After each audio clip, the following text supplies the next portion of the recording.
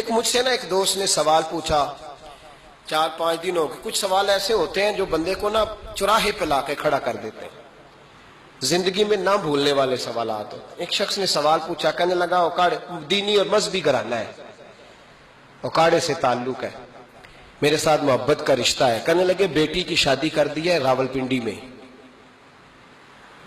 आपकी भी बेटियां हैं, मेरी भी बेटी है, बेटी की शादी कर दी है रावलपिंडी में। अब बच्ची चंद दिन रहने आई है, पूछना यह है कि नमाज पूरी पड़ेगी कि कसर पड़ेगी। तो मेरा तो उसने काम कर दिया, हाथ धो गई, रो रो के बुरा हाल। मैंने कहा यार तू बंद कर दे फोन, रात को बताऊंगा। क्या पूछ लिया यार तूने?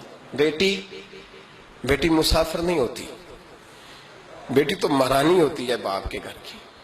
तो बेटी मतलब कैसे बताऊं कि दिल करता है कि बेटी वो सिर्फ हंसे, वो रोए कभी ना, ये दुआ होती है। तो तूने इतना बड़ा सवाल क्यों किया?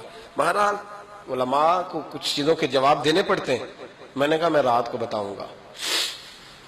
रात को फिर फोन आया कि आप तो बड़ी जल्दी जवाब देने के आदी हैं, तो देर क्यों कर दी? तो मैंने कहा यार जवाब तो मेरे पास था लेकिन हिम्मत नहीं थी अभी।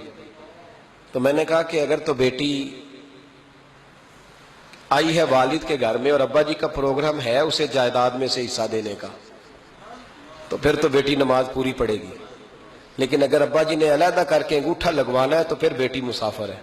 अगर अब्बा जी ने उसको अलहदा करके अंगूठा लगवाना है ना कि दे दे भाइयों को, खैर है तेरी शादी पे खर्चा कर दिया है, अगर अब्बा जी के दिल में, मैंने कहा ये अब्बे से फतवा पूछ लो, अगर अब्बा जी के दिल में चोर है ना कि बेटी को देना कुछ नहीं, तो फिर बेटी ने नमाज कसर पढ़नी है, इसलिए कि फिर वो वहां हिस्सेदार।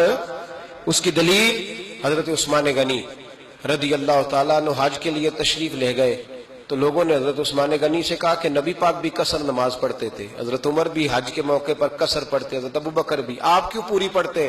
फरमाया उनका मक्के में घर कोई नहीं था, मेरे तो पूरे के पूरे बाग हैं, तो मैं यहाँ मुसाफिर नहीं हूं, मैं यहाँ मुकीम हूं। तो अगर तो बेटी का हिस्सा भी है अब्बा जी के घर में तो फिर वो नमाज पूरी पड़ेगी। लेकिन अगर अब्बा जी ने अल्लाह ताला खैर फरमाए बेटों के हक में फैसला सुना दिया है और उन्होंने बेटी से कह दिया है कि छोड़, जो बेटियां हिस्सा लेती हैं उनके भाई नहीं मिलते, तो ना मिले भाई, कोई अर्ज नहीं।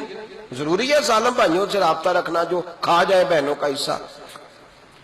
वालिद जालिम है, जालिम है बाप, बेटे को हिस्सा देता है बेटी को नहीं देता।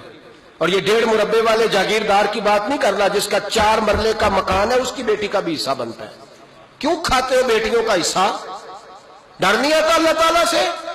क्यों खाते हैं लोग बेटियों का हिस्सा? जब अल्लाह रसूल ने रखा है तो क्यों खा जाते? और फिर कहते हैं जनाब बड़ा प्यार है बेटी से, रोने धोने के लिए प्यार है।